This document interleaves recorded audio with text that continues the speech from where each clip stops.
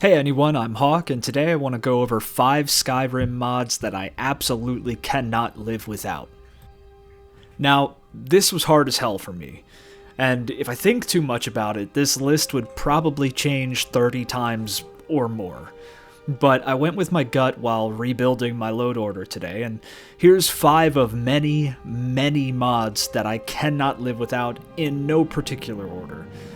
Favorites are usually really hard for me. All mod links will be in the description, and if you want more videos on mods for any game, including guides on how to install mods, just let me know. I've been doing this for almost 20 years at this point, but let's get into it. Starting off at number 1, we have a twofer, so to speak, with frozen electrocution combustion and enhanced blood textures. So, frozen electrocution combustion, or frozen electrocuted combustion, we'll call it FEC, is one you may not have heard of, but it takes magic builds in Skyrim from 0 to hero. Yeah, magic can be OP as hell. Yeah, it's cool, I love mages personally, but using magic feels weak in the base game. With FEC, fire burns people to a crisp, or even makes them a skeleton, every time you use it. It also burns off clothing, too, but not armor, which makes sense to me personally. Shock spells zap people, and they seize out on the ground with light burns all over them. Shock spells, if they're powerful enough, can even turn people into little bits. That's always fun, especially the first time you see that happen early in the game. Freeze spells make people, well, freeze, and they turn into icicles, and you could hit them and they break into little pieces. But this mod goes far beyond just the base elements. Poison, or poison spells if you have them through mods, cause black veins to show up on people.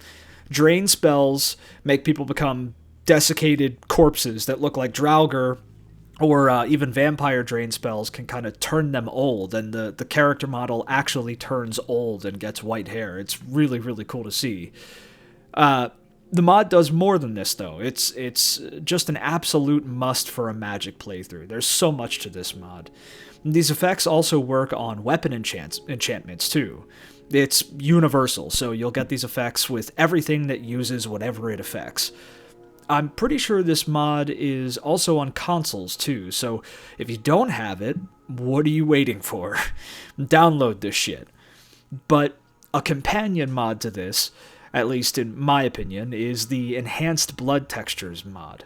It adds blood spurts and blood pools, which is pretty cool, and it also makes some people kind of twitch after death for a bit.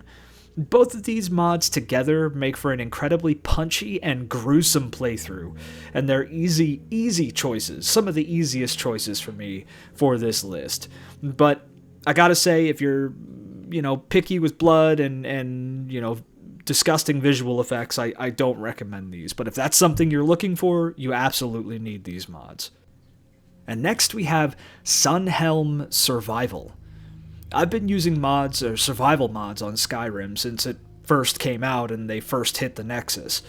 Long ago, it was a mod called Frostfall, and that mod was amazing while it lasted, but it just kind of aged out, unfortunately. Recently, they added a new survival mode for the latest edition re-release of the game. It's available in the Creation Club. But I hate that one. I personally don't like that one at all. So I went digging for a more modern and, importantly, more reliable survival mod that I could use. And that's when I found Sunhelm. Sunhelm is perfect, in my opinion.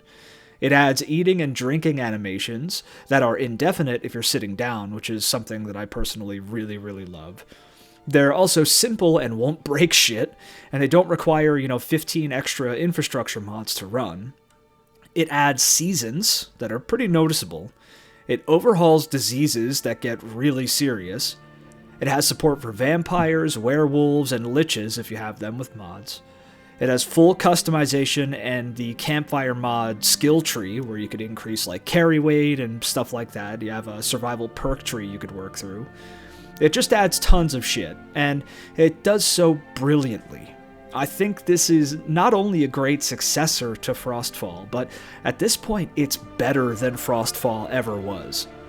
I love Frostfall, but it's gone now, so this mod is perfect for replacing it.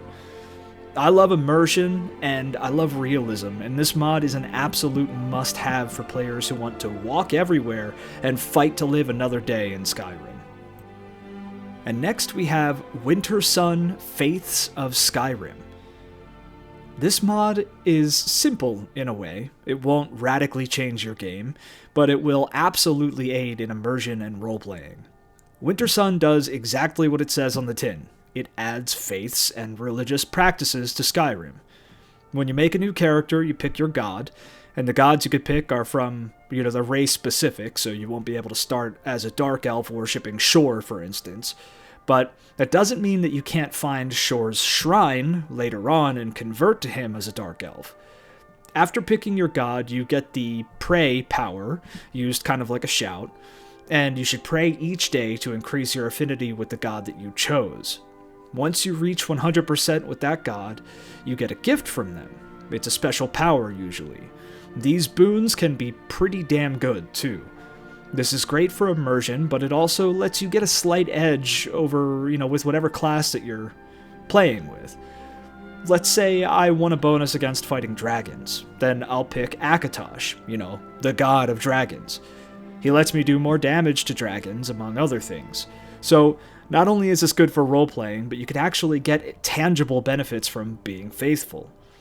Each god also has their own tenets and rules, and if you break those rules, you get abandoned, which can kinda suck. This leads to some pretty noticeable debuffs, and at that point, you can convert to another god, or you could ask for forgiveness, and you have to do some stuff to get forgiven. You could also be an atheist, too, which has its own benefits.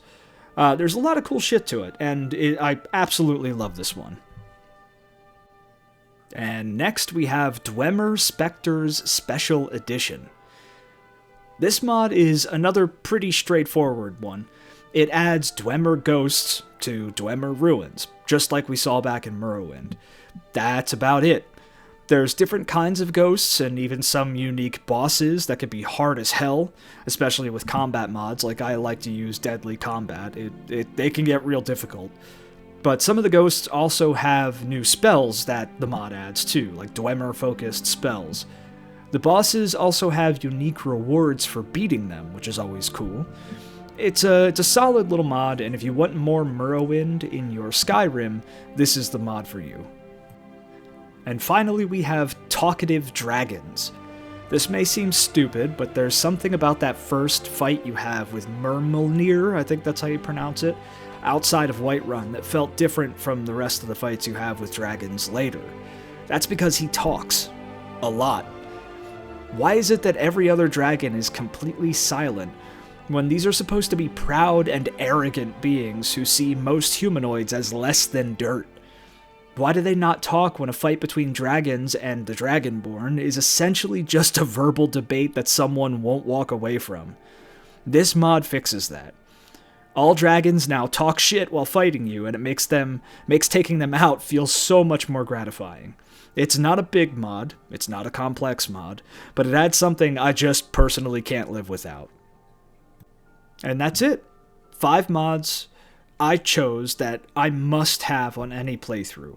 It's really, really hard for me to pick these because there's so many mods. I mean, if I had a definitive list of mods that I needed on every playthrough, it'd be like a minimum 150 different mods. But these ones are non-negotiable fixes to a game that I love dearly, even as is. But what about you? Do you agree? Have you tried them? What mods do you need personally? Let us know down below. Thanks for listening. Stay safe. Hey, thanks for watching. Give us a like if you enjoyed it, and dislike it if you didn't. Let us know what you think about the channel. And don't forget to subscribe. Tell your mom.